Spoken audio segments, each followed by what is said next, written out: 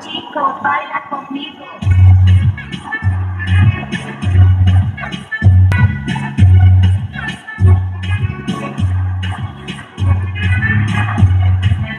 Hola.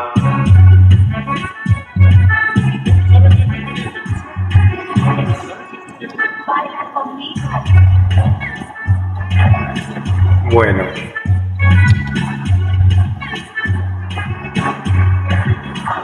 Sé que muchos de ustedes están pensando en, como agente inmobiliario, trabajar en otro país, quizás Estados Unidos, quizás países latinos como Italia o España, o incluso españoles que quieren viajar a Perú, por ejemplo, o a Latinoamérica, Argentina y otros países en donde este trabajo nos permite ir. Entonces esto va de eso. Va de qué diferencias hay, cómo podemos trabajar en otro país y empezar de cero. No partimos de cero, porque si ya tienes experiencia como agente inmobiliario o vendiendo alguna cosa, lo que sea, ya tienes bastante. Yo desde luego hubiera deseado hace muchísimos años haber empezado este negocio y no vender otras cosas que igual me han dado muchas satisfacciones, pero es bonito ser agente inmobiliario. Estoy en Madrid ahora, son las 8 de la mañana, llevo yo desde las 6:30 despierto, 7 ya afuera, me he venido a una gasolinera a tomar un café y a llenar el depósito y prepararme para las visitas de hoy sábado.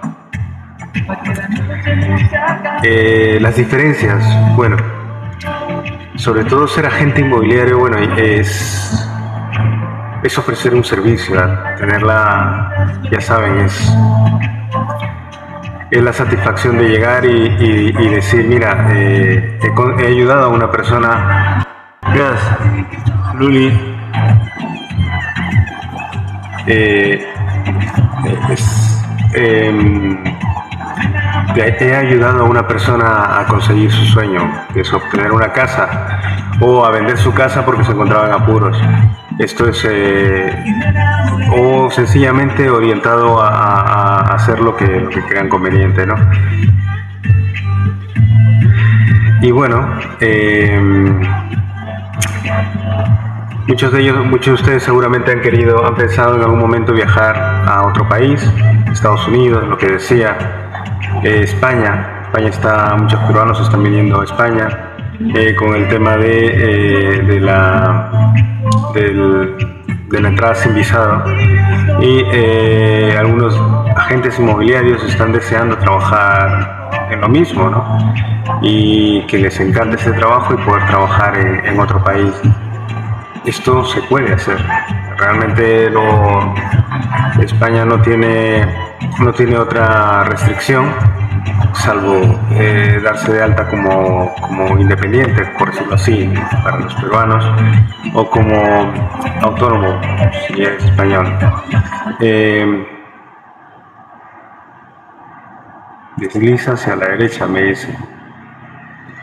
Bueno, les animo, voy a esperar un poquito, pero les animo, si conocen a alguien que crea que quiere viajar a España y necesite saber unos tips para poder trabajar como agente inmobiliario, o incluso sencillamente venir y saber qué puede conseguir aquí, invítales, mándale el link de esta emisión, y bueno, estaré un poquito hablando sobre este tema. España es bonita, es muy bonita, cada uno tiene su encanto. Y bueno,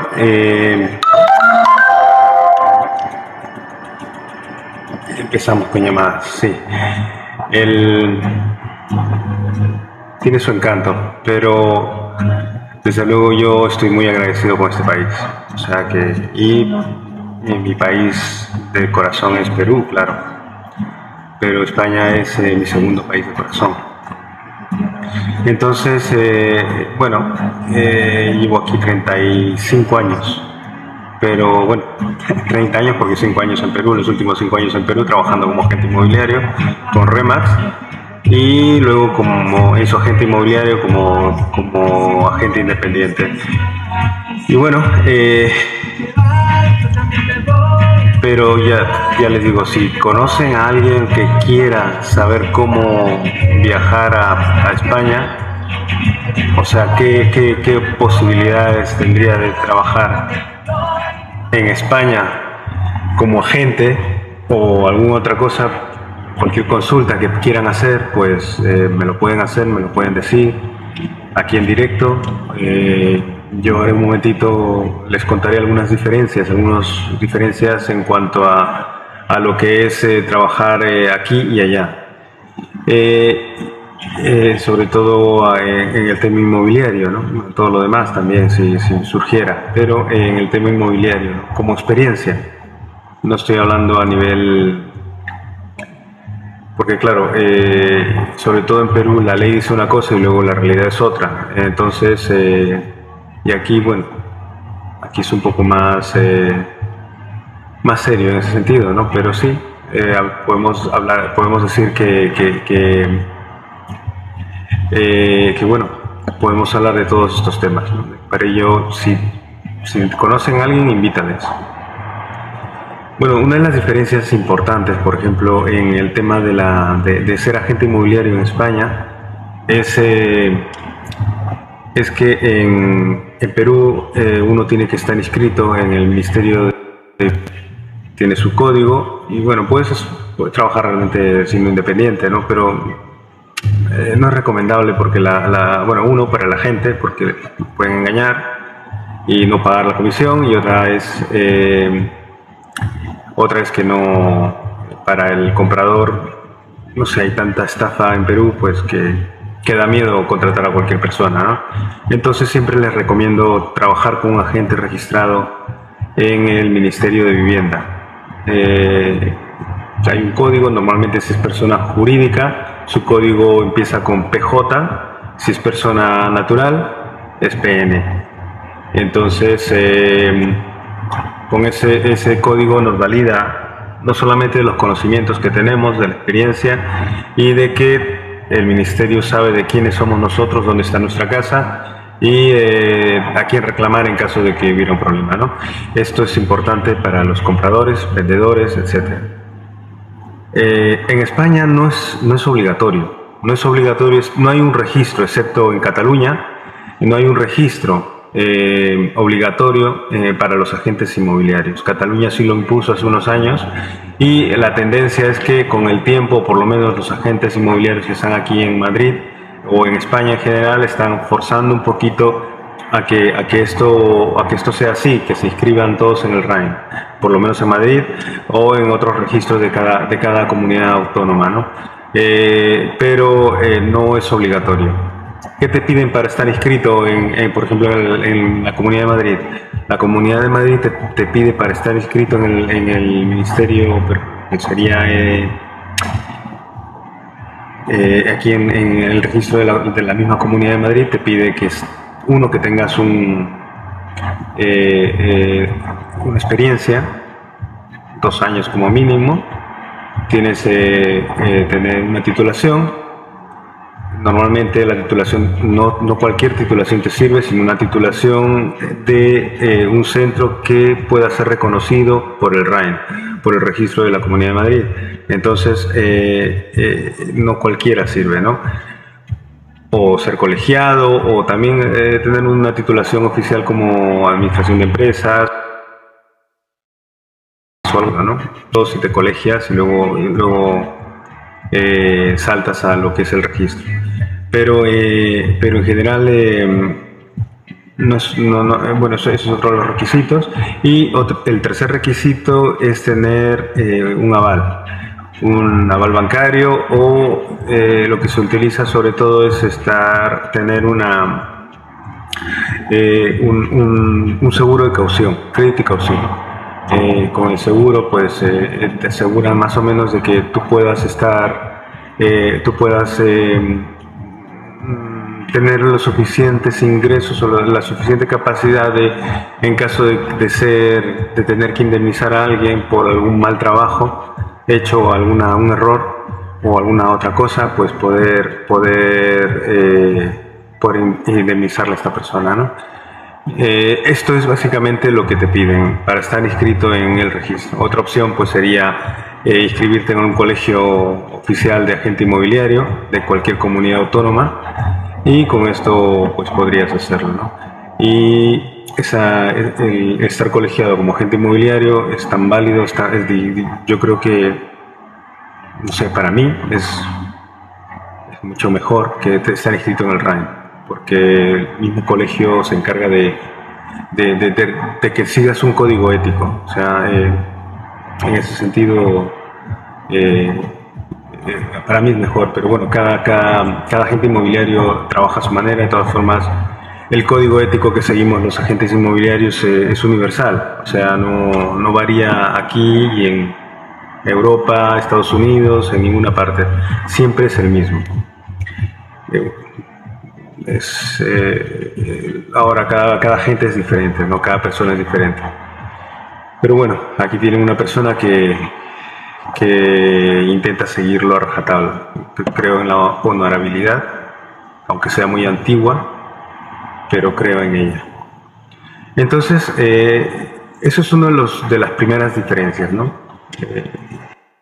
No hace falta estar inscrito para trabajar como agente inmobiliario, pero es recomendable. Aquí en España están inscritos, uno por credibilidad, otro por la comisión, porque puedas cobrar una comisión que no te engañen también, porque es un país latino.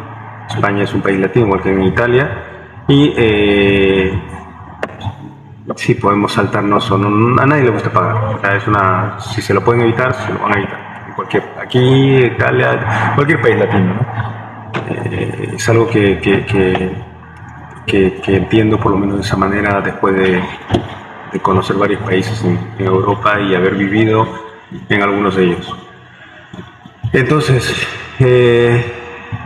requisitos para ser agente inmobiliario. Para inscribirte en el registro de la comunidad donde vayas a vivir: 1, seguro de caución; 2, una titulación oficial reconocida por el centro que te va a inscribir, la comunidad autónoma que te va a inscribir; y 3, tener una cierta experiencia demostrable, ¿no? Unos 2 años como mínimo. Algunos te piden 4 años, etcétera, pero 2 años aproximadamente. Y bueno, otra opción para trabajar de agente inmobiliario es como en Perú igual. Te trabajas para una persona jurídica, Remax, Century, otras empresas. Aquí está Repiso, Tecnocasa, etcétera.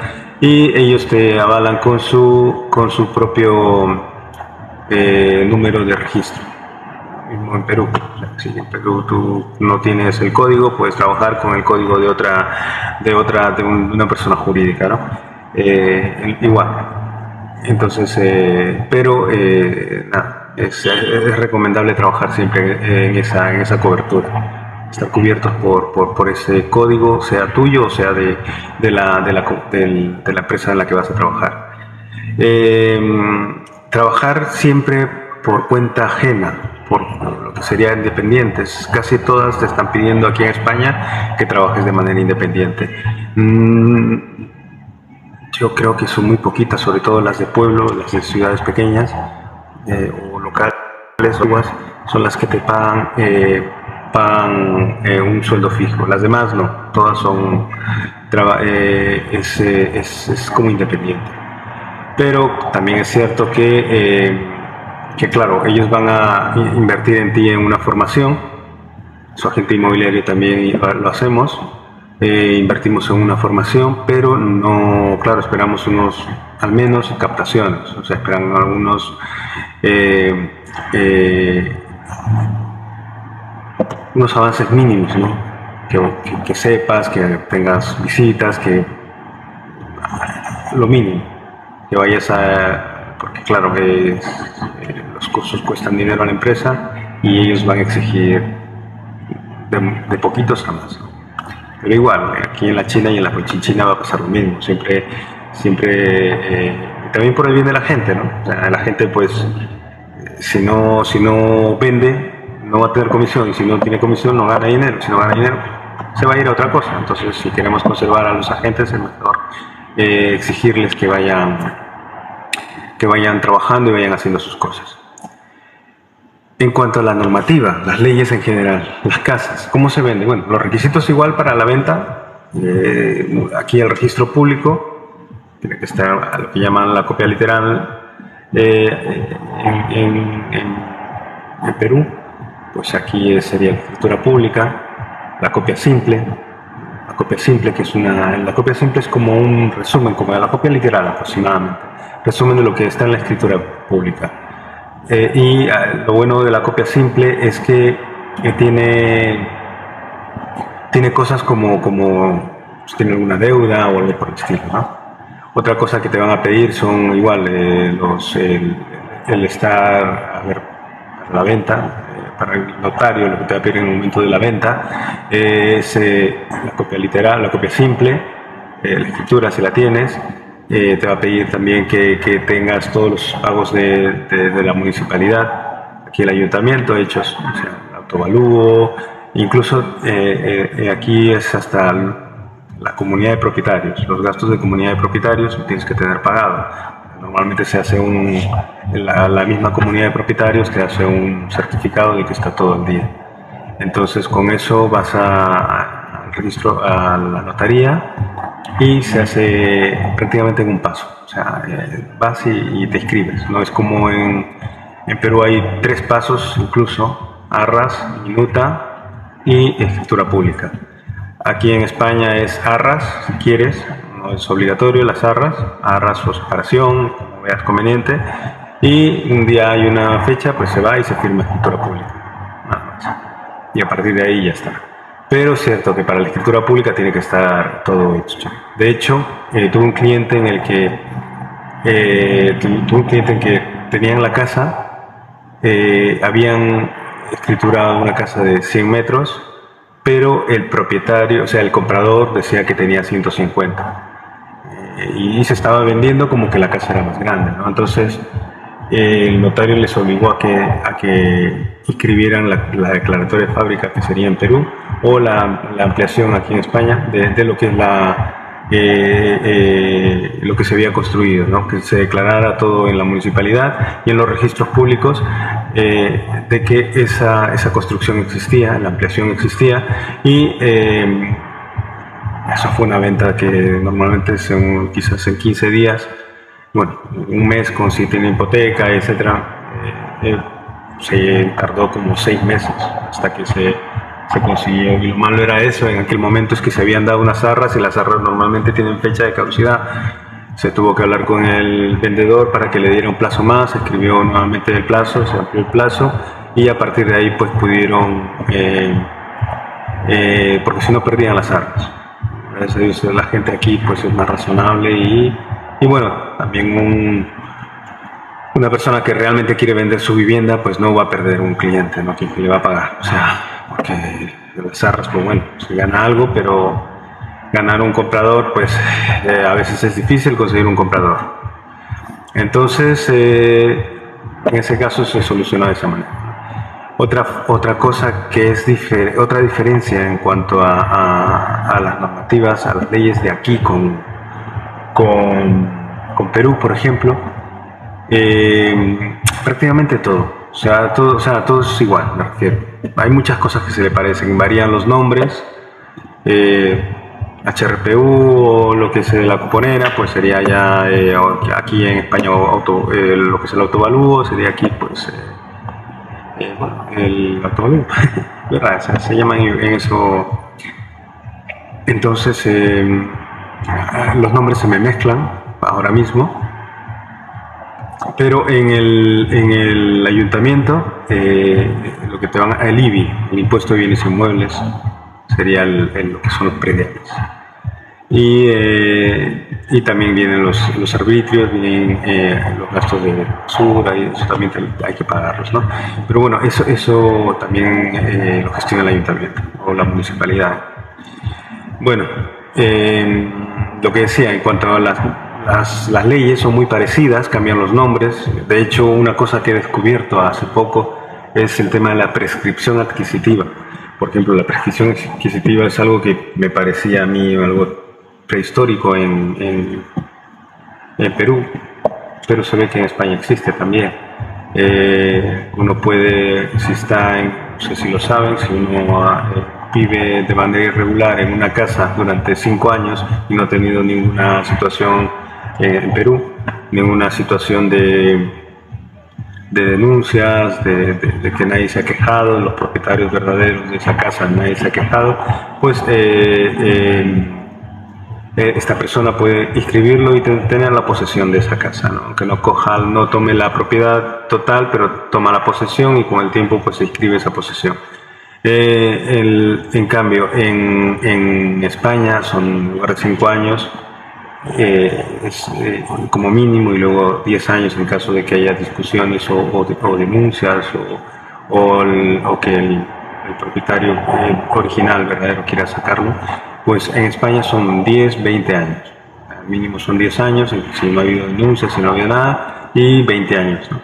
Pero también es cierto que existen limitaciones. O sea, por ejemplo, si yo soy hermano yo quiero ocupar la casa de mi padre porque es, o sea, con mucha cara y no sé, entonces no me deja, no puedo, porque soy un familiar directo. Pero eso también ocurre en Perú.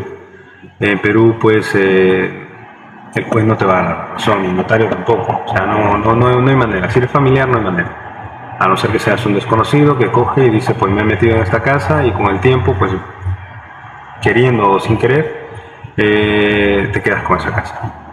En Perú ocurre eso. Por eso allá le llaman invasión, aquí se llaman ocupas. Aunque son de otro tipo, ¿no? O sea, los invasores son, bueno, ahora hay una mafia de ahí en Perú de que la gente invade, luego se vende y cosas de eso. O sea, aquí también, pero bueno, no se sabe qué hay detrás, ¿no? Sencillamente son personas que se meten en los locales, en viviendas que están desocupadas, y pues intentan aprovechar el tiempo máximo, porque con el tiempo salen. Aquí 10 años son muchos, entonces si no reaccionas en 10 años, pues tienes un problema. Entonces, la gente sobre todo lo que busca es ahorrarse el alquiler durante unos meses. Y son gente joven normalmente, pero sí hay mafias también para este tipo de cosas. Que se meten unos, luego lo realquilan a otras personas para que vivan. Eso se llama ocupas. Entonces, pero sí, la prescripción adquisitiva existe en España. Y esa es una de las razones por las que se quitaron los letreros de esas casas de Madrid. Por lo menos en todas las comunidades autónomas es muy raro que encuentres una casa que se vende, anunciada con el letrero, se vende. De ventaja para la gente inmobiliaria, porque normalmente es bonito que nos vean a nosotros con nuestro código y nuestro nombre y decir, pues mira, ahí está, esa casa la estoy vendiendo yo. No, pues aquí no podemos hacer eso. Aquí no se hace eso por seguridad también, porque ven una casa que se vende, vienen los ocupas, rompen la chapa, entran y si tienes niños no hay manera de sacarlos durante unos años. O sea, no. Y ya si tienes niños ya es complicadísimo. Las leyes protegen mucho a los niños. Entonces, el tener ese tipo o sea, si estás vendiendo una casa aquí en España, no es recomendable poner un letrero se vende. No lo ponen. Sí lo anunciamos todo a través de publicaciones, etcétera. Y bueno, siempre con toda la seguridad, ¿no? de las personas, como siempre. Si va a venir alguien, pues saber quién va a ir, pedir el DNI, información, hacerle un filtrado para que puedan venir a la casa. Si no, pues no quieren darlo, pues lo siento, por lo menos yo no pierdo mi tiempo. No me quieren dar el DNI, pues nada, lo siento, pero tampoco voy a arriesgar a mi cliente, vendedor, porque una persona no quiera mostrar su DNI. Pero bueno, eso, ¿no? Es importante que entiendan algunas otras diferencias. Durante varios días voy a estar intentando hablar sobre estas diferencias. Si ustedes quieren, coméntenlo. A ver si la siguiente vez lo puedo publicar con más tiempo. Y de verdad que es interesante porque conozco a amigos, agentes de diferentes empresas o independientes que quieren venir a España y les gustaría trabajar como agente inmobiliario. Y la verdad que sí pueden hacerlo. O sea, sí podrían. Quizás de momento, mientras no tengan la documentación necesaria, pues trabajar bajo la cobertura de otra empresa, pero el tema va a ser la fiscalización, ¿no? Entonces ahí es donde entra el tema de tener la documentación en orden, pero por todo lo demás sí que podrían hacerlo. O sea, es cuestión de que yo por lo menos los que conozco, si no tienes la documentación no van a querer tener un trato contigo hasta que no lo tengas, ¿no? Pero puedes intentarlo. Y bueno, y en el peor de los casos, pues tienes durante esos 6 meses que puedas obtener, si vienes con asilo, 6 meses puedas esperar la documentación, pues tienes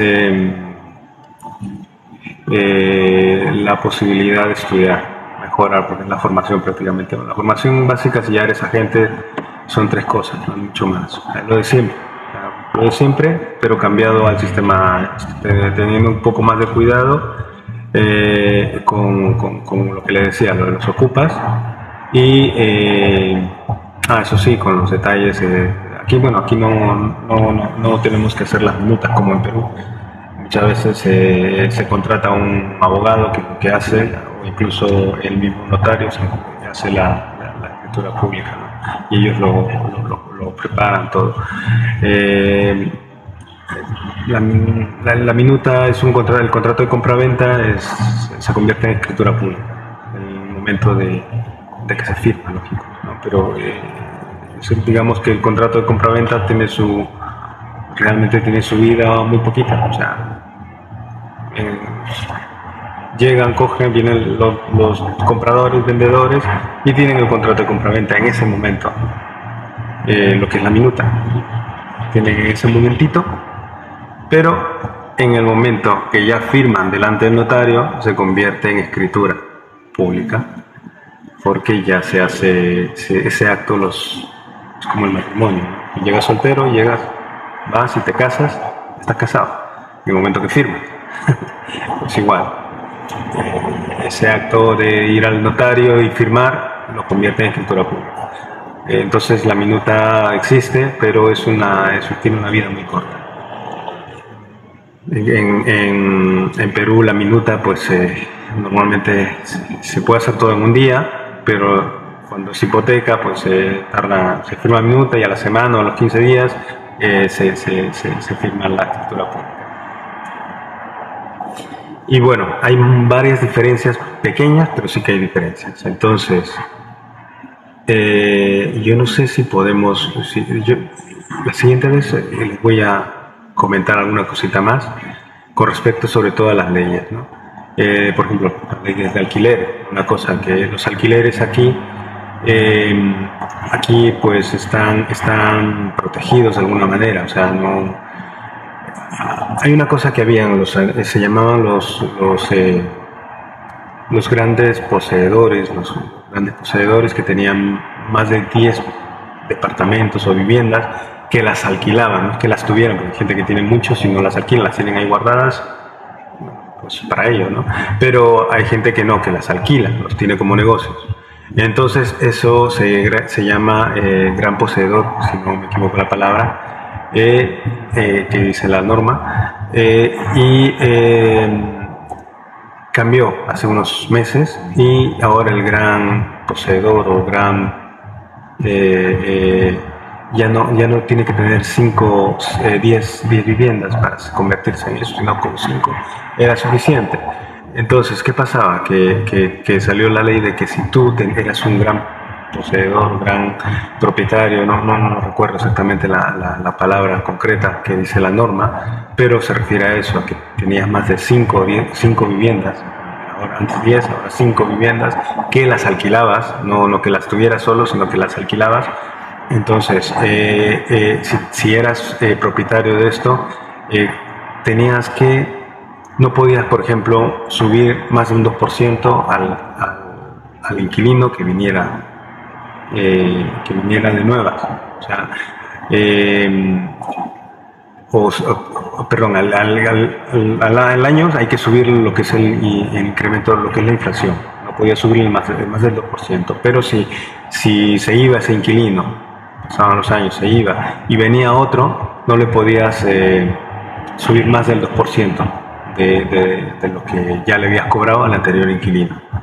Entonces eso ya no era un negocio, o no se convirtió en un negocio para los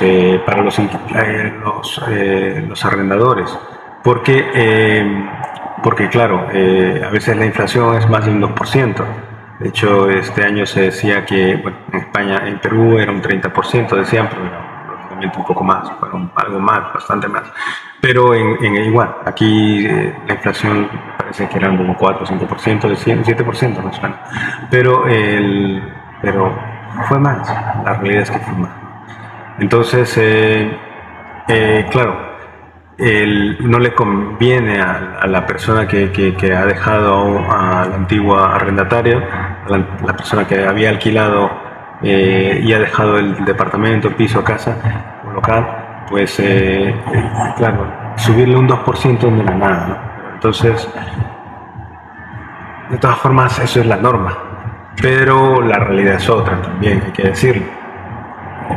La gente a veces lo sube y dice, pues nada, luego que me denuncien, pues a ver quién se denuncia, pero es otra cosa, ¿no? Tampoco, ¿cómo vas a saber cuánto le estabas cobrando al anterior inquilino? Muy pocas veces se sabe, pero bueno. Eso era una de las cosas que había en los alquileres, ¿no? Y el tema de algunas otras cosas que por ejemplo, otra de las cosas que habían con el tema de los alquileres es que hay algunos beneficios para los jóvenes. Me parece que ahora son de 33 años, 31 años, para menores de esa edad, 29 años. Eso lo tengo que mirar, se lo digo la semana que viene, que hable con ustedes, pero había unos beneficios que incluían que, por ejemplo, lo que se paga de alquiler, pues se graba luego al hacer la declaración anual, la declaración de la renta anual. Entonces, y otras más, ¿no? Otros beneficios que tienen. Entonces, algo que en Perú no existe eso. En Perú, pues, los jóvenes, bueno, te puedes declarar, puedes grabar ciertas cosas, pero los alquileres para vivienda, que yo sepa, todavía no los desgraban en Perú. Aquí sí. Pero bueno, hay otras ventajas, ¿no? para esto. Entonces, ¿qué pasa? ¿Qué consecuencia tiene esto? Es que si tú le estás alquilando a alguien que es menor de esa edad, de 31 años, ¿no? De verdad que es que ese punto no. Está alquilando a alguien que es menor de 31 años y coge, esta persona ha declarado que tú le estás alquilando esa vivienda. Eso lo digo porque si eres agente tendrás que hablar con tu cliente para que tenga en cuenta eso, ¿no? Le has dicho, entonces, y tú por alguna razón se te ha olvidado, no quieres, no te da la gana declarar que estás alquilando esa vivienda, de pronto se cruzan con la SUNAT o la Hacienda Pública aquí, Hacienda, se cruza la información, esa información sí se cruza, pues claro, tú vas a encontrarte en un problema porque estás defraudando a Hacienda. Entonces, no solamente te va a caer multa y vas a tener que pagar todo, sino también te va a caer multa. Entonces, pues por eso es importante saber ese tipo de cosas, ¿no? A la hora de congeniar estas cosas. O por ejemplo, lo mismo pasa, ¿no? Si estás alquilando un local tienes que pagar IVA. Entonces, el IVA si tienes que... El IVA es el IGB. Entonces, la persona que viene, y lo mismo pasa, si por ejemplo tú estás la persona está declarando ese IVA que a quien le has alquilado el local, está declarando ese IVA para desgrabárselo, porque aquí se lo desgraban casi totalmente, no solamente en sociedades, sino en el impuesto trimestral de IGB, porque allá es mensual, así que bueno, aquí también puede ser mensual, pero normalmente lo hacen trimestral, entonces se lo desgraban y se cruza la información de que tú no estás declarando, tu cliente no está declarando que has alquilado esto, pues ya tienes un problema. Luego los cuartos, por ejemplo, los cuartos también tienes que pasar lo mismo. Hay un IGB, un IVA, que es el 10%, que es lo que tienen que pagar los que alquilan cuartos. Y pasa lo mismo, exactamente. O sea, hay gente que lo declara porque lógico, les van a devolver a final de año, ¿no? Entonces, pues eso. Hay ciertas cosas que tienes que tener cuidado cuando trabajas aquí. Porque aquí sí es más, o sea, ya hay una informalidad fiscal pues muy grande. Aquí no, aquí es mínima. Hay como en todos lados, creo que está en Alemania, existe. O sea, Alemania, Suecia, todos esos lugares hay, pero es mínimo. Y cuanto más subimos hacia Europa para arriba, pues es mínimo. Pero existe. Hay mínimo. O sea, entonces tienes que tener en cuenta ese tipo de cosas. ¿Por qué? Y por esa razón dan subvenciones, dan ayudas a la gente para que crucen la información, y en el momento que cruzan la información, pues ya te pillan. Y no te pillan a ti, bueno, te pillan a tu cliente. Tu cliente, pues si tú quieres conservarlo y el año que viene o dentro de 2 años, cuando dejes inquilino, te vuelva a llamar, pues tienes que tener toda esta información, ¿no? Y bueno, de todas formas hay cursos como allá para ser agente inmobiliario. Aquí pues los da, pues, o sea, CAT, o sea, hay otras empresas o incluso cursos que no, en el mismo, si trabajas por ejemplo para Remas te da una formación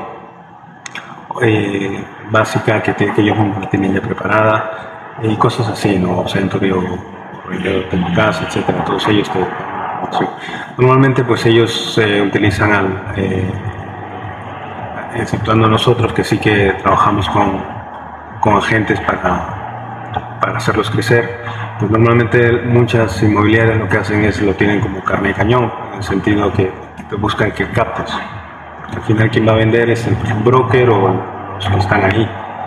Pero bueno, si te dan para un sueldo fijo, pues genial, que captes lo que puedas y ya está. Pero si vas a trabajar a comisión y vas a ser el captador para que otros vendan, pues tampoco, ¿no? Tienes que eso valorar. O sea, que te paguen por captar. Que no conozco ninguna empresa que te pague por captar, te paga por vender o alquilar, ¿no?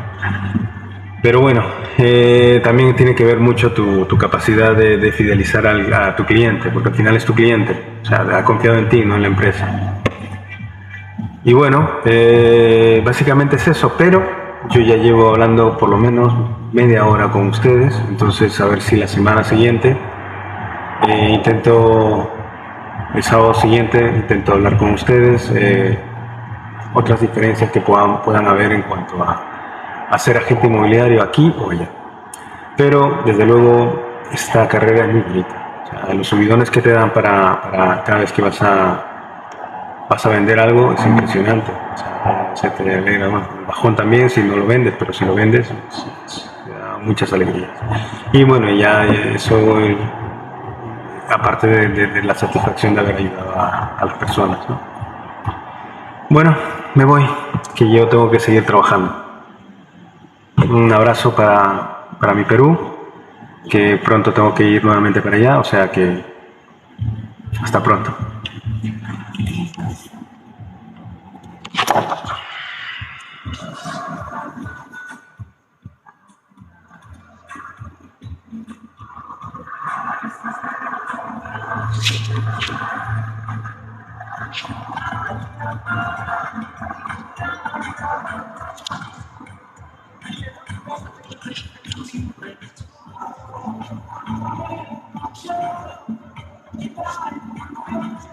Ay.